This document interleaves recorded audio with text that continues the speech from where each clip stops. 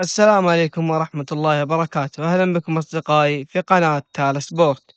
موعد معلقين مباراة الاتحاد والأهلي الجولة الثامنة من دوري روشن السعودي 2025 2026.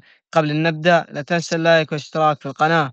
تقام مباراة الاتحاد والأهلي يوم السبت 8 نوفمبر 2025 على ملعب الملك عبد الله الدولي في جدة. تنطلق صافة البداية في تمام الساعة 8:30 مساء بتوقيت مكة المكرمة. الاتحاد في المركز الثاني برصيد 11 نقطة، الأهلي في المركز الخامس برصيد 13 نقطة.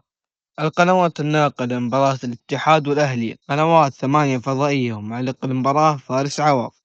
الله يعطيكم العافية أصدقاء تالا سبورت، لا تنسون اللايك والاشتراك في القناة وتفعيل الجرس ليصلك كل جديد.